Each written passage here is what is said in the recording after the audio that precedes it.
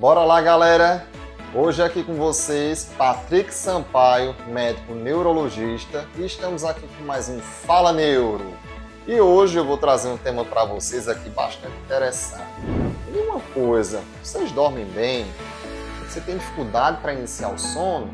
Então fica aqui comigo hoje nesse vídeo, eu vou te falar mais algumas nuances sobre esse tema muito importante, que é a questão do nosso sono.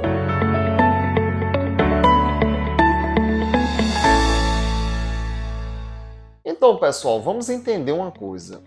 Primeiro, para falar de sono, né, o tema que se chama insônia, a gente primeiro tem que entender que o sono é um processo biológico, normal do ser humano, de qualquer indivíduo, né?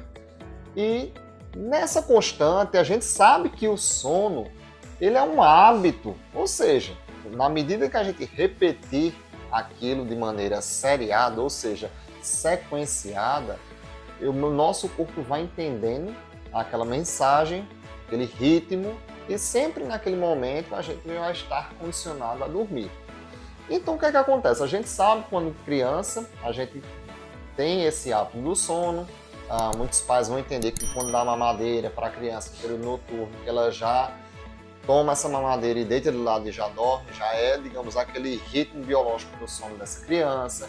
Assim como também na fase pré-escolar, na adolescência e assim por diante. Só que o que é que acontece? Chega na vida adulta, né? Na vida adulta, a gente começa a mudar esta rotina do sono. Se a gente fosse perguntar para cada um de vocês aqui hoje, quem nunca prejudicou ou interferiu na rotina do sono? Mas como assim? Vou dar um exemplo. Por exemplo, a gente tem o hábito de fazer o consumo de bebida alcoólica de maneira social, e isso interfere no meu ritmo biológico de sono. Eu vou dizer só mais uma coisa aqui, vamos listar umas coisas interessantes, tá? O uso de telas, ou seja, eu estou lá mexendo no celular, assistindo a televisão, isso mexe com o ritmo biológico do sono. E eu digo, isso prejudica muito o ritmo biológico do sono. Assim como também o lado comportamental. Por exemplo, amanhã eu tenho questões do meu trabalho, do meu emprego, reuniões, tarefas, afazeres, em que eu já começo a pensar naquilo no período noturno e aquilo já começa a me gerar o quê? Um comportamento ansiogênico, isso o quê? Interfere o quê? Em iniciar o sono, né? E isso aqui que eu estou falando são medidas que acontecem na nossa rotina. Quem nunca fez isso? Alexandre, quem nunca fez isso, me diga aí. Eu quero te conhecer, porque na grande evolução aqui que a gente vai ter em nossas vidas, algum momento a gente já prejudicou o sono. Mas vamos entender, o sono, a questão de ter insônia, ela também tem seu lado médico, né? Isso eu estou falando aqui do lado comportamental, que a gente perturba essa rotina do sono. Mas do lado médico, a gente tem algumas doenças que podem sim causar insônia, e ter o quê? Uma noite, geralmente é relatada aqui no consultório do neurologista, uma noite de sono sem aquele descanso, sem ter aquele sono reparador. Então, nessa circunstância, a gente sim vai pensar em algumas doenças, principalmente aquela que interfere no sono mesmo, é uma doença relativamente comum aqui na população, que é a apneia obstrutiva do sono. A gente também tem outra condição que causa aqui a insônia inicial também. E na sua grande maioria, que eu já estava citando alguns fatores, que é o transtorno de humor ansioso. Os transtornos de humor podem interferir como um principal elemento em causar essa questão da insônia inicial. Assim como também a gente tem outra doença que se chama síndrome das pernas inquietas, que é o que é geralmente a descrição. É uma sensação incômoda nas pernas, principalmente quando eu vou estar deitado, próximo já na hora de dormir, estou pegando no sono e nessa circunstância as pernas começam a ser incômodas, né? É claro que dentro dessas doenças, elas são vistas sim no consultório neurológico, porque existe uma lista grande de diagnósticos diferenciais que poderiam sim trazer aquele sintoma em que não levaria sim esse diagnóstico de síndrome de pernas inquietas. Mas aqui, pegando aquele ponto em que a insônia inicial pelo transtorno de humor ansioso é a principal causa, eu deixo aqui o meu alerta. E qual é ele?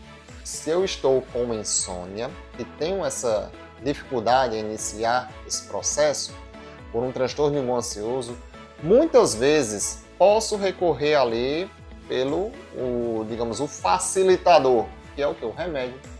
Então a gente vai ter os grupos das tarjas pretas, e vou dizer o nome das substâncias, que seriam o clonazepam, o zolpidem, que são que podem sim ser indutores do sono nessa ocasião, mas o que é que eu tenho observado aqui no meu dia a dia?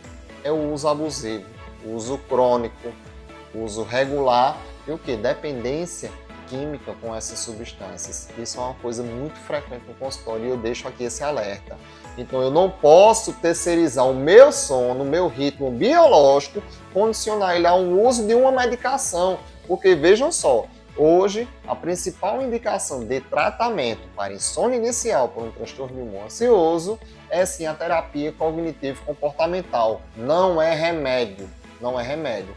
Se nessa circunstância o paciente dentro daquele transtorno de humor tem indicação sim de usar uma medicação para esse propósito, nós sim poderemos usar. Mas eu não vou aqui estar prescrevendo ou tenho esse protocolo fazer o uso regular de hipnóticos, que seriam aí os zolpidem e os benzodiazepínicos, que seriam aí o clonazepam, que eu deixei como exemplo. Então aqui eu deixo o meu alerta, que esse vídeo sim te ajude a identificar, por exemplo, se você já não faz o que? A higiene do sono, que é todos aqueles fatores que eu estava falando, que é do ciclo biológico, que é do hábito do sono, se você perturba ele, minha recomendação antes de procurar o seu médico, regularize os seus hábitos, regularize sua higiene do sono e depois, se sim você ainda mantiver essa queixa, procure o seu médico e discuta sim